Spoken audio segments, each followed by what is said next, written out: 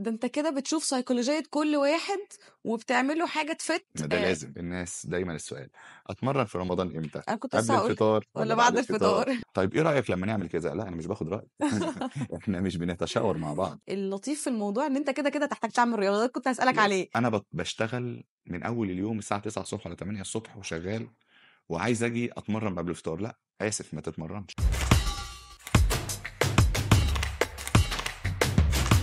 اهلا بيكم في حلقة جديدة من اكسبرت توكس، والنهاردة هنتكلم تاني عن الرياضة، لان الرياضة عامل اساسي ومؤثر في صحتنا وفي حياتنا وكمان حتى في بشرتنا. ومعايا النهاردة كابتن محمد ابو النجا. اهلا بيك يا كابتن مرة تانية. اهلا بيكي، وان شاء الله يكون برنامج ناجح، وما شاء الله يعني انا شايف تفاعل جامد. انت معايا من الاول. طبعا. اقول لك يا كابتن ولا اقول لك يا فنان ولا يا دكتور؟ يعني كل ما بتعرف عليك اكتر بكتشف حاجات اكتر. مالتي تاسك. ده حقيقي. لا والله يعني انا بحب المهنه بتاعتي عموما، اللي هي الرياضه وجميع مشتملاتها، سواء تغذيه، انا خبير في التغذيه وخبير في الرياضه وخبير في العلاج الطبيعي. كل ده درسته وخدت فيه كورسز كويسه الحمد لله يعني، وفدت ناس، واتمنى ان انا اقدر افيد ناس اكتر. واصلا دكتور واصلا دكتور. وفنان. ما الفكرة دي عجبتني في ايه لما قربت منك اكتر واتمرنت معاك. لقيت انه مش فكرة في كوتشز كتير موجودة اخدوا كورس كده وبعد كده بدأوا يدربوا ناس، او حتى هاويين، او حتى علشان هم شكلهم فت وماسلز وكده، فالناس بتتخيل ان هم سيرتيفايد وكده. لكن لما بقيت فعلا بتعامل معاك من حيث التغذية من حيث التمرين، وده اللي كنت لسه عايزة اقوله، هو ازاي بتعمل تمرين مش صعب وبتخليني اواظب ومستمتعة بالتمرين وحباه وكمان جايب نتيجة. والله اقدر اقول لك ان الشغله بتاعتنا ديت، الشغلانه بتاعت المدرب او الكوتشنج، اصعب شغلانه في الدنيا. ليه؟ انا بيجي لي حد هو عايز يعمل تارجت، وفي نفس الوقت لازم عندك اعرف شخصيته ايه عشان اوصله للتارجت بتاعه في اسرع وقت. في ناس بتحب الاسترس، ان انا كل ما اضغط عليها اكتر كل ما اجيب نتيجه اكتر.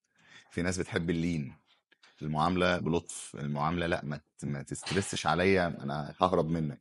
ده انت كده بتشوف سيكولوجية كل واحد وبتعمله حاجة تفت. ما ده لازم. ده زي بالظبط الاطفال في المدارس، زي اي شغل، اول حاجه بيعملوها العامل النفسي ايوه للشخص صح. عشان يعرف ينتج. فما بالك بقى انت هتنتج لنفسك؟ انت بتعمل كل حاجه لغيرك، الحاجه الوحيده اللي بتعملها لنفسك هو جسمك وصحتك. عايزة اقولك على حاجة مهمة قوي في ان الناس تبدأ تواظب او اصلا تعمل عادة تمشي عليها، زي ان نبدأ تمرين صغير نواظب عليه لحد ما نبدأ تبقى عادة في حياتنا ونبدأ نكبرها. من اهم العوامل المؤثره فيها ان يكون الحاجه دي enjoyable او ممتعه.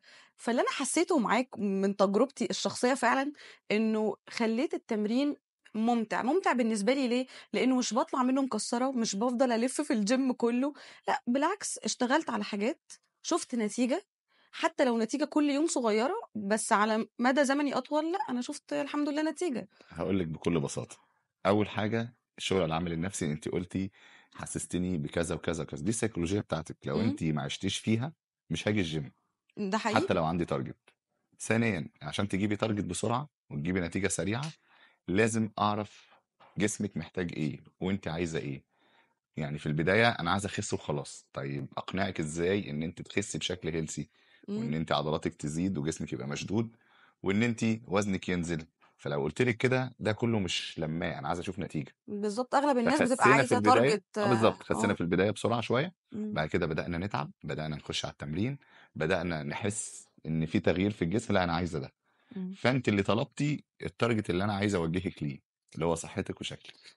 طيب في بقى كلام كتير بيتقال على فكرة في الدايت والرياضة، يا كابتن أو يا دكتور أنا عايزة أخس من مكان معين. أنا عارفة إن ما ينفعش لا في الدايت ولا في الرياضة إن إحنا نختار ده، بس أنت بتتعامل إزاي مع الحد اللي بيقول لك كده؟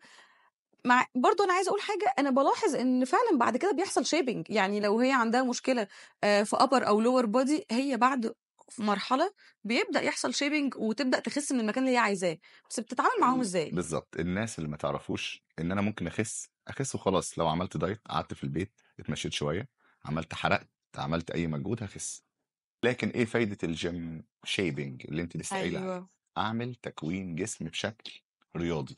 إمم. التمارين اللي احنا بنعملها وندخل لها بروجرام ونغير البروجرام كل فتره هي دي اللي بتخليني اعمل شيب واخس من مناطق، ومناطق تانية اظبط فيها الماسلز، ومناطق تانية تتشد. كل ده داخل بروجرام التمرين. لكن لو اتكلمنا على الخسسان، انا تارجتي مش ان انا اخس بس. طب ما انا اقفل بقي إمم. واكل اكل هيلثي خفيف واقلل الكالوريز بتاعتي اللي داخلالي واعمل شويه كارديو هخس. طب معنى كلامك كده إن دي حاجة كويسة، يعني معنى كده إن الناس اللي فعلًا عايزة تخس من مكان معين أو تنزل في الوزن من لازم مكان معين، يتمرن.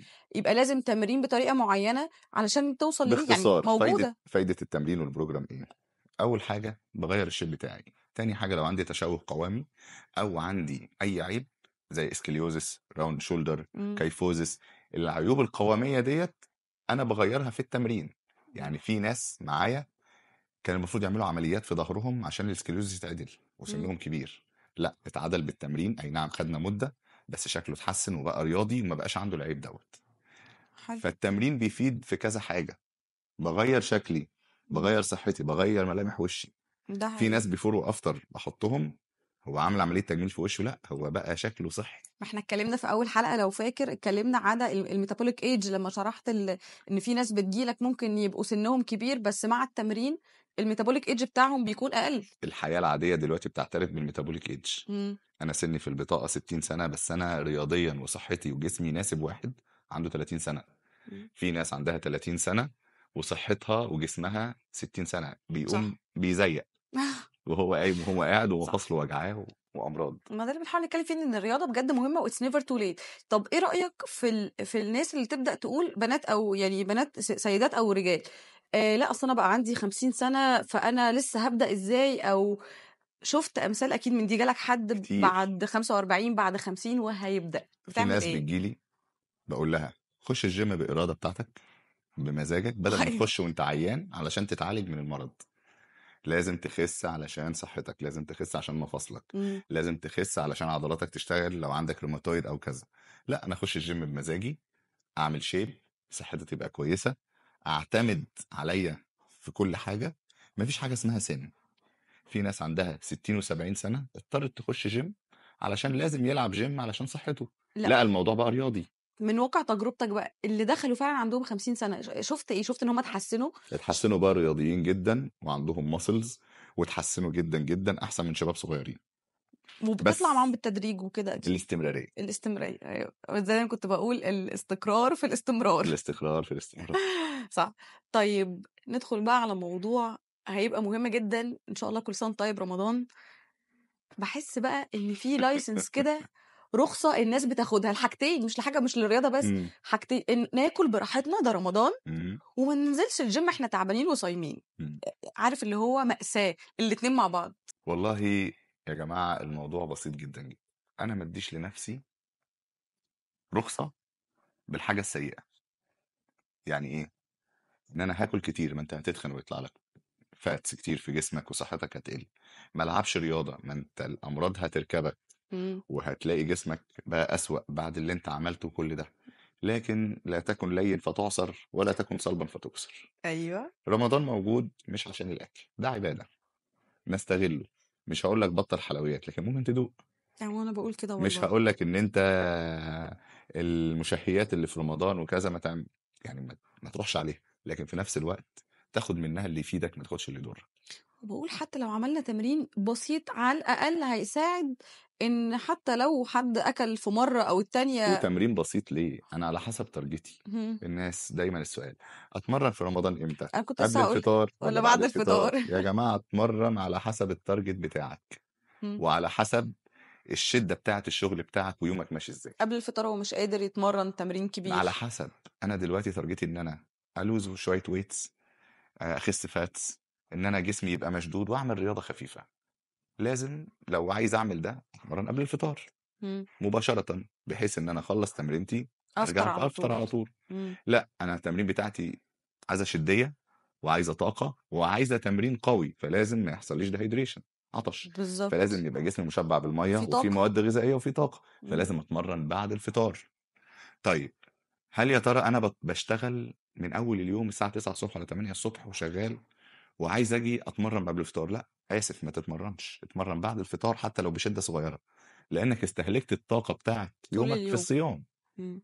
لكن التمرين قبل الفطار ده لازم نكون واخدين بالنا جدا جدا، نقول ان هو لازم الجسم يكون مستريح، يعني واخد راحتك، ما بتعملش مجهود بدني طول اليوم، جسمك فيه نسبة المية والسوائل كافية. تيجي قبل الفطار وانت في الراحة دي كلها، هتشتغل اللو انتنستي بتاعتك او التمرينة خفيفة كارديو الشدة، أو كارديو. شوية الكارديو على شوية تمارين خفيفة، انت اكتسبت ان انت خسيت فاتس وجسمك بقى مشدود، وحافظت عملت مينتين للماسلز، وابتديت تشتغل على ده بعد الفطار بقى تنظم وجباتك. لكن ما يجيليش واحد تعبان طول اليوم يقول لي هتمرن قبل الفطار، لا طبعا، حتى لو تمرين قليل اتمرن بعد الفطار. طيب هو فعلًا التمرين بتاع قبل الفطار ده فعلًا بيعلّي الحرق أوي دونًا عن أي حاجة والّا ملهاش علاقة. ما لهاش علاقة؟ اللي بيعلي الحرق عوامل كتير: السن، الميتابوليزم، معدل نسبة الدهون، الشدة بتاعت التمرين، والmuscles. إمم. الماسلز والفاتس قد ايه. إمم. فانا على حسب يومي اقدر اعمل التمرين. فانا بنصح الناس اللي هيتمرن قبل الفطار لازم تكون مستريح جدا، تمرينتك تكون خفيفة. اللي هيتمرن عايز تمرين قوي واعمل عضلات بعد الفطار بعد الفطار بقد إيه بقى يا بلا كابتن؟ جدال، يعني ساعتين قولا مثلًا واحدا ما فيهوش بعد جدل. الفطار بساعتين؟ يقول لك يفضل ان انا مثلا لو انا هتمرن بعد الفطار اخد كارب، شويه كارب صغيرين، أيوه. شويه رز او بطاطس، واخد مثلا او اي 3 تمرات، اخد نسبه بسيطه من الكالوريز، واروح اتمرن واخد الوجبه الاساسيه بعد ما اخلص ده اللي تمرين. كنت أصل لو حد يعني لو أخد فطار جامد وكده مش هيقدر ينزل للشباب الgym او أصلًا. للبنات اللي عايزين نجين ماسلز ونعمل عضلات، إمم. تاخد نسبه بسيطه تديك شويه طاقه والميه بتاعتك معاك. تبتدي بعد الفطار مباشره، سواء نص ساعه تنزل التمرين، بدأت تمرين خلصت تمرين، خد المواد الغذائية بتاعتك على مرتين أو 3 مرات، 3 وجبات. تاخد وجبة الفطار الأساسية بقى، إمم. بعديها ب3 ساعات تاخد لك وجبة فيها بروتين أيوه. كويس.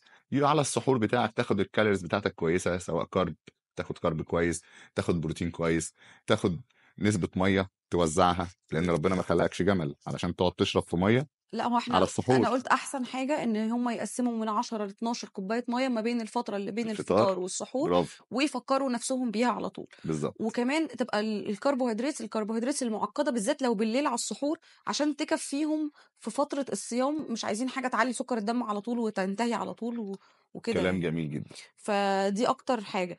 طيب في تمارين بقى إحنا ممكن نعملها في البيت لو in case مش هننزل الgym؟ تمارين بسيطة لو أنا مش هنزل الجيم وعايز أحافظ على نفسي أو الرياضة بتاعتي خفيفة، لو عندي دمبلين نبدأ نتمرن تمارين خفيفة وهنشوفها مع بعض إن شاء الله. هنشوفها مع بعض.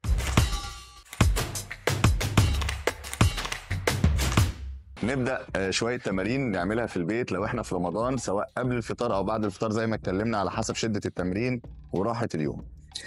تمارين سهل وبسيط اللي هو السكوات، بقعد وأقف، بقعد وأقف. لقيته بالنسبة لي سهل أشيل وزن وإيدي تبقى في النص وأقعد وأقف بالشكل ده 3 مرات في 10. التمرين التاني تمرين مركب بلعب بيه 2 ماسلز، عضلتين، بايسبس شولدر بريس بالشكل ده. تمرين تاني نقدر نشتغله بشكل سهل قوي اللي هو تمرين كتف جانبي، ايدي مفرودة وبطلع قدامي. تاني تمرين اللي هو بطلع بالشكل دوت.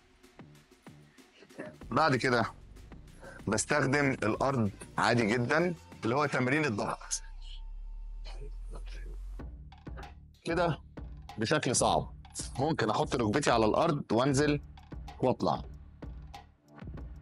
بشكل سهل. لو عملنا التمارين ديت كل يوم في رمضان تكفي ان انا اعمل شكل كويس واحرق نسبة فات، واشوفكم ان شاء الله تاني.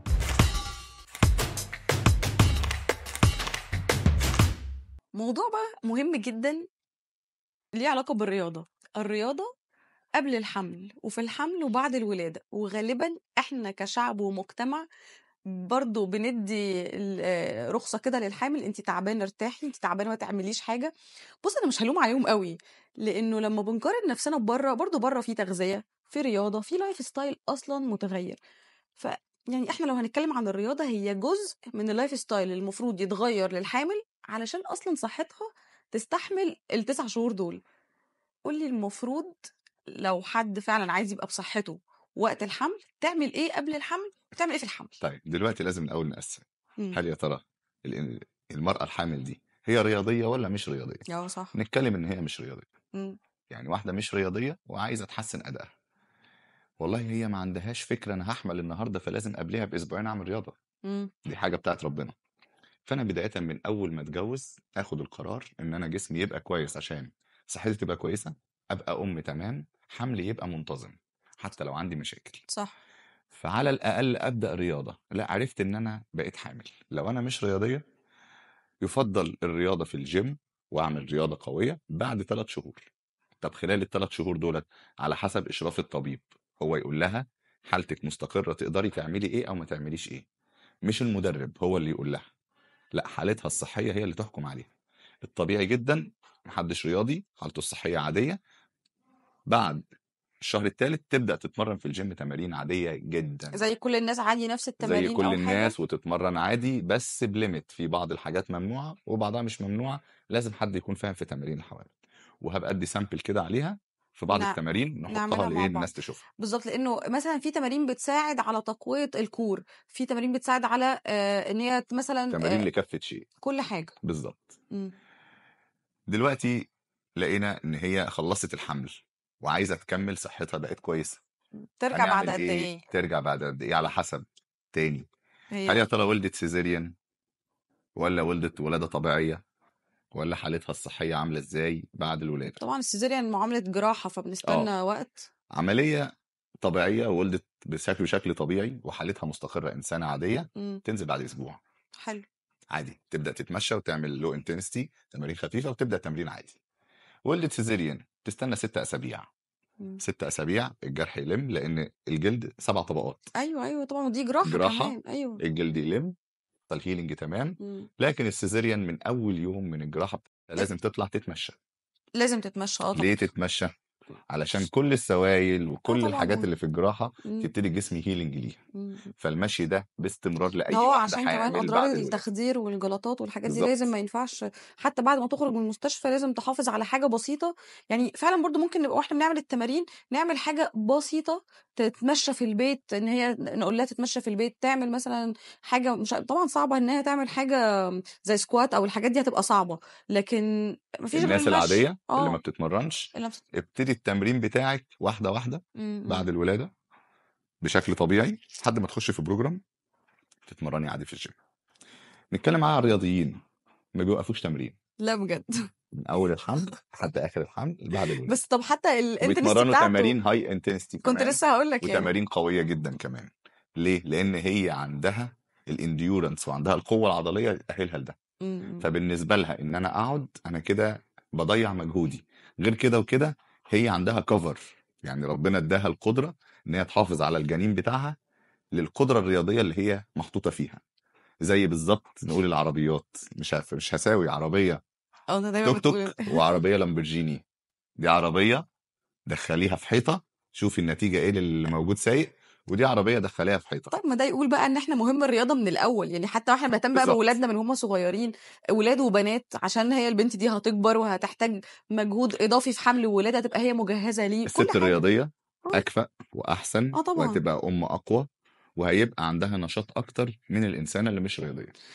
بمناسبة ده الأمهات دايمًا مثلًا لمّا تبقى في أم دايمًا تعبانة في البيت وكده تفكّر إن هي بتخس عشان هي بتعمل مجهود، ففي فرق ما بين المجهود والنشاط بتاع إن أنا باجري ورا الولاد 24 ساعة، وبين الfitness وما بين الصحة من الرياضة. وده اللي باحاول برضه أقوله لناس كتير باقابلهم في حياتي، إنه مش معنى إن أنتِ شكلِك رفيّع أو إن أنتِ بتخسي من مجهود يعني بيوطّوا غلط، بيتحركوا غلط، فأصلًا ده بيعمل لهم مشاكل وما فيش نَفَس.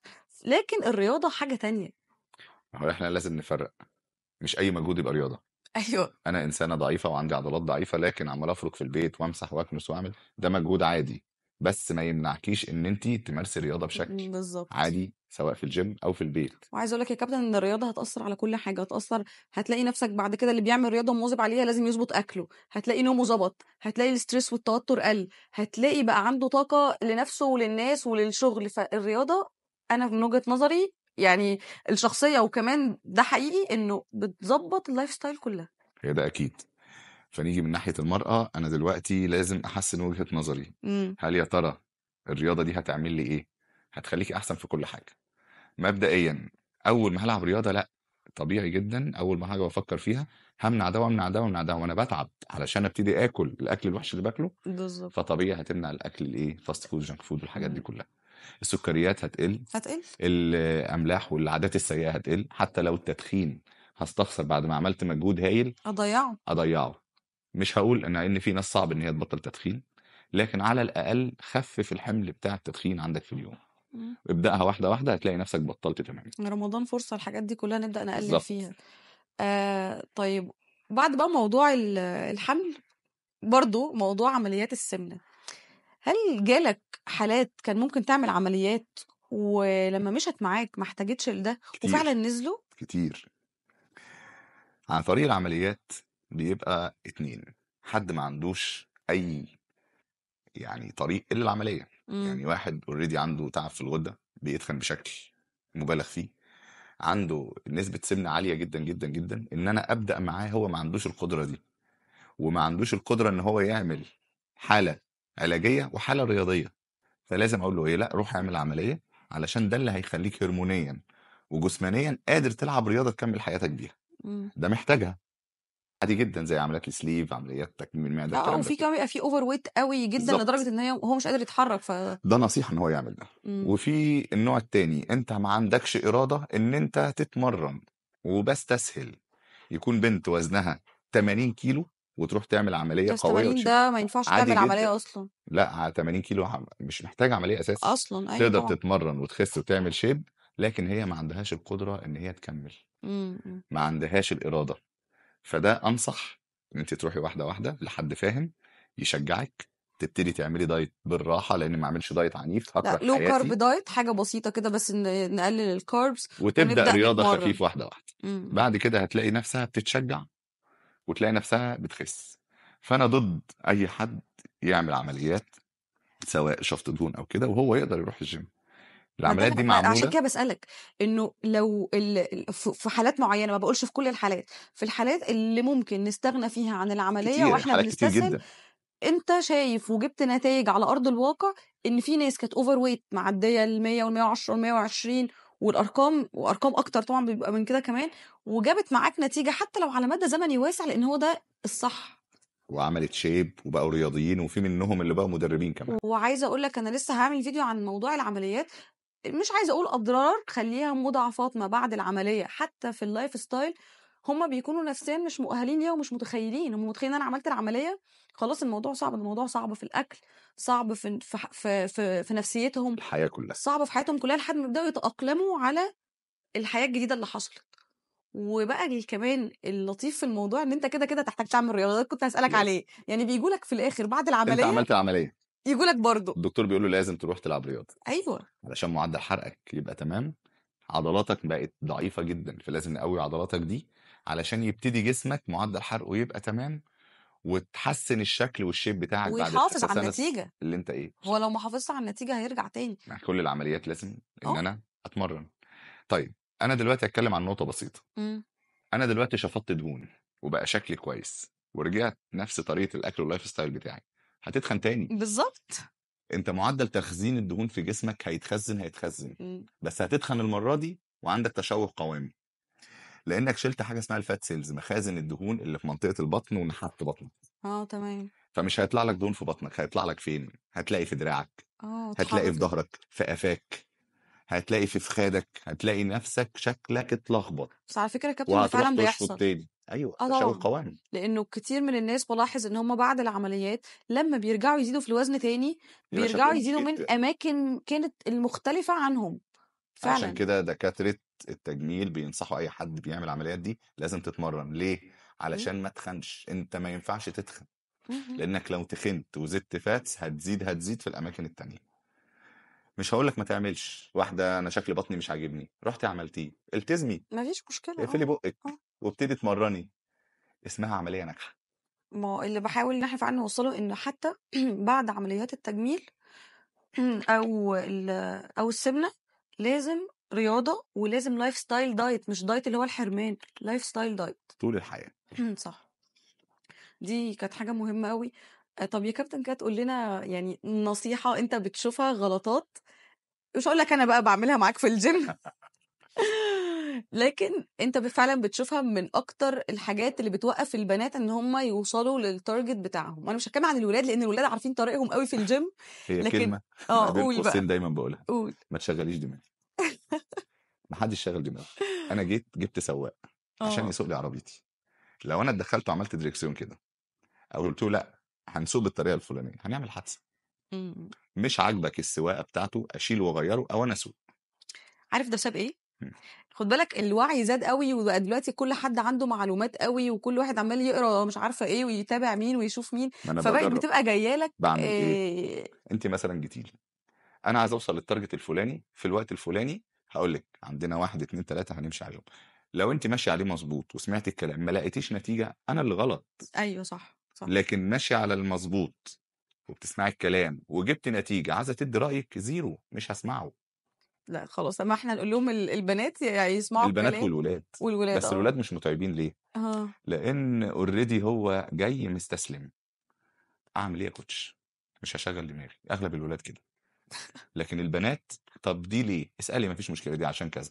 طيب إيه رأيك لمّا نعمل كذا؟ لأ أنا مش باخد رأي، إحنا مش بنتشاور مع بعض. لأ أنت الحقيقة نتايجك تتكلم لوحدها، وبجد أنا باشكرك حتى كمان على التمرين، يعني أنا شخصيًا فرق معايا جدًا. ليه؟ نشوف أول حلقة سجّلناها سوا والحلقة دي والناس لأ تشوف مش فرق النتيجة. كبير أوي يا كابتن على فكرة، مش فرق كبير أوي. لأ أنتِ زي الفل يا دكتورة. شكرًا يا كابتن والله، لأ بجد شكرًا، وعلشان كده أنا حبيت إن إحنا نبقى مع بعض مرة تانية، لإن حقيقي أنا باستفيد منك، وفرصة الناس كلها تستفيد منك وأنا أحب إن أنا أفيد الناس في أي شكرًا. وقت، ويعني أتمنى إن تكون الحلقة مثمرة، وأي أسئلة هتيجي عليها هاجاوب وتحت أمرك. شكرًا يا كابتن، وأشوفك في حلقة كمان. إن شاء الله. إن شاء الله، شكرًا. يا رب تكون الحلقة عجبتكم، اتكلمنا عن مواضيع مهمة أوي في الرياضة، الرياضة في رمضان، الرياضة في الحمل، وكمان الرياضة وحالات السمنة المفرطة أو بعد عمليات تكميم المعدة. يا رب تكون الحلقة مفيدة ليكم، وأشوفكم في حلقة جديدة.